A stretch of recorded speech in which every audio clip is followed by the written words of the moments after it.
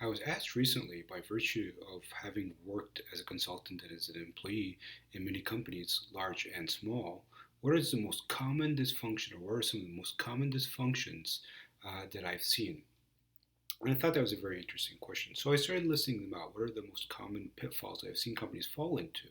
And one that came to mind, a lot came to my mind, but one that immediately came to my mind is this predisposition for companies to organize by function. Right? We've all seen this. So you have, for example, a QA department or a QA team. You have a UX team. You have a analyst team, data science team, a front-end development team, and so on and so forth. And I wonder why it's such a common dysfunction. So I started to draw out the system diagram for this. And it starts out with this. You have leadership that believe that functional teams produce better quality work. It just may be because that's how they've rolled. They've always seen it. They don't know anything else. And so they believe this. So let's put this over here. The stronger this belief that functional teams produce better quality work, the more probably leadership is going to choose to organize their team they're responsible for into functional teams, right? So there's a direct relationship between those two, which we can show with this arrow. Now, the higher this probability, the more likely that you're going to have those functional teams led by people that believe that they're responsible only for the results of their team, right? So as a QA manager, I'm looking at how many bugs are we finding before we release the software, for example. So I'm just obsessed with my team's results.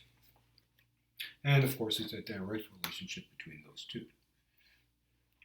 The more I am, as a functional team leader, focusing on my team's results, the more I'm going to be looking at vanity metrics and locally optimizing on my team level.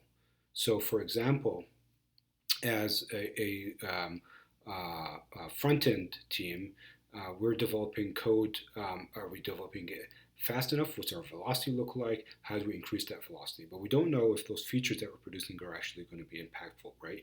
So there's a direct relationship between these two. Now, the more I focus and my teams focus on vanity metrics like velocity, for example, or bug count, the less likely or the weaker our ability is going to be see how we directly impact customers, right? We don't have that muscle exercised enough. So there's a opposing effect over here. So we can denote that with an arrow and an O, right? So the more we focus on vanity metrics, the less we're going to be able to see how we impact customers. And as you can see here, you probably can close this loop. The weaker our ability to see how we impact customers feeds into strengthening our belief that functional teams work, right? And there's an opposite effect over here. So as you can see, we have a reinforcement loop. We have a positive feedback loop. And that's why this dysfunction is very common in organizations.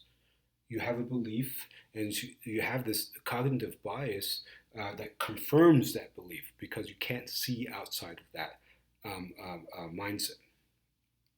One of the ways to get out of this vicious cycle is to create another cycle outside of it that pulls us towards that cycle and intersect with an element here that has the most leverage.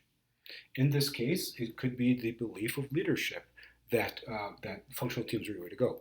We want to challenge that, we want to impact that so that they move in another direction. For this belief that functional teams are the way to go to be reduced, the leadership needs to be able to see the whole picture, right?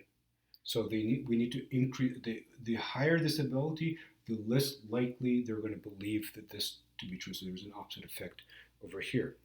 How do you get leadership to see the whole picture? Well, you need to have product-centric teams that obsess over how they actually impact customers, right? They want to see the big picture and they can show the big picture to leadership.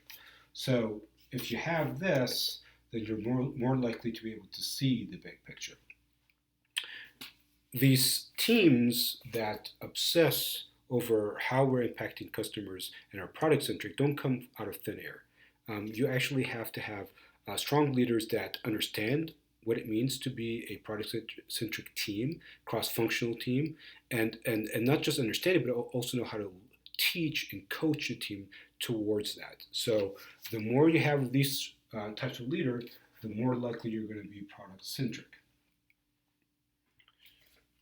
How do you get these strong leaders that understand cross functionality into your team? Well, you need to impact the probability that leadership chooses to just structure the organization by cross functional teams, right? So there's a direct relationship between those two. And as you may have guessed it, we can probably close the loop and say to increase the probability of leadership to organize by cross-functional team, we need to reduce their belief that functional teams produce better results. So there's also an opposite effect over here. So you have another positive feedback loop or reinforcing loop that's opposing this one over here. And the trick is to get this loop to be stronger than this loop, so you can pull the organization towards this. How do you start this loop? How do you get it to start functioning? Well, it probably has to start with you. You need to be one of those strong leaders. The organization needs people like you to be able to start impacting and influencing teams. If you'd like to be one of those people that lead this transition, I'm more than happy to help. My name is Ihab Badri, and I am an Agile coach and trainer. And I have a company called Stay Human Consulting. I'd love for you to check it out and subscribe, because I'm going to be putting more videos on other dysfunctions I've seen and how you can help your organization to move away from them. And also I'm going to be putting links there on training and coaching events that you could probably attend and help you reach your goals. Thank you for watching, and see you soon.